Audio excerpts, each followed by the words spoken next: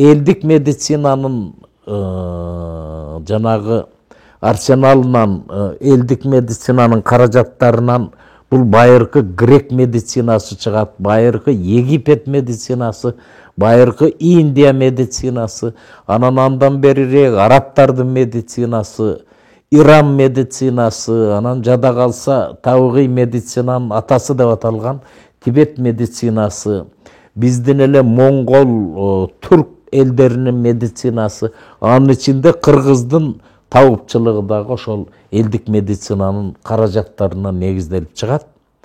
Ошонун ичинен эң эле жөнөкөй кайнак суунун жана муздак суунун касиети жөнүндө көп жомокторду айта берсе болот, бирок негизинен пайда зыянын ажыратып билишкен бардык элдерди ошону жасайт. Мисалы, грипп деп коелу, грипп же сасык тумоо деп коебуз. Ушул нерсенин эң эле жөнөкөй дарыларынын бири кайнак суу экенин билген кыргыздар. Жанагы дары дармекке кор болбой эле, эгер колунан келсе, оорулуу адам жашыраак болсо, же болбосо улгайып калса да мындай арык эмес, көтөрө турган, 1 күндүк, 2 күндүк, 3 күндүк ачкалыкты көтөрсө, анын үстүндө грипп мезгилинде тамакты ичкин келбей калат. Грипптин дагы түрдүү формалары бар, түрдүү мындайынча айтканда козутуштары бар. Ошого карандай суу берген учурлар болгон, карандай суу. Ага бир сүт кошуп беришкен, же жөн эле карандай сууну шакылдатып, кайнатып туруп эле ошону ысык ичирип, тердетип, муну менен деле айдап салган. Анан ушуну тибеттиктер деп эле мактай беребиз, ушулар эмне кылды экен деп анан мен Тибет медицинасынын рецепттеринин бирин карап отурсам, кадимкидей эле кайнак сууну алып туруп, мисалы 1 литр суу дейли, өтө катуу гриппозный оору болуп атса, жанагы 1 литр сууну 4төн 1 калгача шакылдатып, аябай кайнатыш керек экен, буулантып чыгарып ийип, 250-300 грамм миллилитр калганда баягы сууну ысык ичиш керек экен. Ошентип күнүнө бир 2 маалдан тамак ашты деле мындай жеп, бирок жанагы 4төн 1 чейин орустар упаривать атса дейт, кыргызча айтканда бууланып чыгып кеткен кайнак сууну ичсең, бир 3 күн, 4 күндө грипптин ар кандай татаал түрүнөн сакайып кетсе болот экен. Сакайганда дагы оңойлук менен кайра кайталанбайт. Бул ошол эле, мисалы, кыргыздар айтат, байыркы баягы гениальный табыптардын бири Лукман Хаким деген болгон. Хаким деген араб тилинде табып, ошол Лукман аке деп дагы айтышатар деген айта беришет, бирок Лукман Хаким бүтүндөй жанагы өзүнүн касиеттүү сырдуу дүйнөдөн алган бардык мындайынча айтканда билимин аны менен кошуп, тиги дарыгерлик, шифагерлик касиетин ошол жанагы сууга чачкан деген сөз бар да.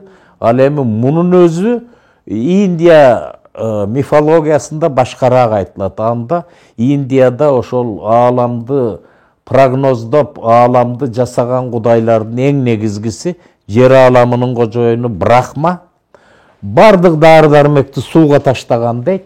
Анан биринчи оору дагы бул несварение же болбосо тамак ашты сиңире албай калгандан пайда болгон дейт. И жана ошол Брахманын жанагы методу боюнча биринчи дары катары кайнак суу сунушталган дейт да. Анан кайнак сууну туура ичип, аны пайдасын жакшы тапса болот. Бирок азыркы кезде жашоо татаалдашып, анан кийин жанагындай дары дармектин, табыптын, медиктердин, медицинанын түрү өтө көбөйүп кеткен учурда карандай 40 күн суу ич, же болбосо даже атүгүл 3 күн, 7 күн суу ичип эле отуруп ал дегенден мен мындайынча айтканда алысыраак болот элем. Анын кажети деле жок. Эгер жаш кез болуп анан туура бир жетектеген мугалим же болбосо бир сени таптаган саяпкер, дарыгер боло турган болсо, анын жетекчилиги менен жанагындай ачкалык илиминди өздөштүрүп, суунун пайдасын, муздак суунун, ысык суунун пайдасын көрсө болот. Бирок интернеттен эле окуй калып анан ушул турат, ушуну колдонуш керек деп эле анан кийин жанагындай суу ичсе эле болот экен. Ал бул деген кыргыздын азыр жаштарынан деле чыга калып атат. Улгайгандар көбүрөөк дары кыкташат, европалык. Ал эми жаштар болсо интернеттен көрүп, муну минтсе болот турбайбы, тигинтсе болот турбайбы деп жанагындай бир оңоюраак жолдорун издешет. Ачкалык өтө жаман татаал метод, ыкма деп айтар элем. Анын ичинде суу ичип анан аны ачка болушуң андан да татаал. Ошон үчүн жетекчи болмоюнча алып бара турган бир устат тауыппы, врачпы, медикпи же башынан өткөргөн киши болмоюнча андай жолдорго мындай кириптер болуп, анан кийин ушундан пайда табам деш анча жакшы эмес да. Бирок азыр баягы интернет сыйкырдуу желе аябай желелеп кетти дагы. Анан толгон токой 200 миң деген, жүздөгөн анан балан түкүн дары дармектин, методдордун сырларын, түйүндөрүн жакшылап түшүндүрүп айтпастан эле маалыматты берип туруп, жанагы окурмандарды кызыктырып, ошону менен пайда да кылып атышат, зыян да кылып атышат да. Анан карандай сууну эми ал бир күн, 2 күн, 3 күн ичип коюш ал байыркы эмес, кечээги эле кыргыздар үчүн ал жөн боло бере турган иш болгон. Аны үйдөгү ар бир чоң адам, энеси же атасы билген аны. Ошону менен көп нерселер жанагы капыстан температура болуп жатып калганда же наоборот мындай чыйрыгып тигиндей мындайда ошо ысытып туруп организмге суу бергенде 1 күн, 2 күндө кичине бир мындай сасык тер же болбосо арам тер деп коет. Ошондойлор чыккандан кийин адам тез эле айыгып кеткен да, бутуна туруп кеткен. Мындай нерселерди мен көп эле чогулттум.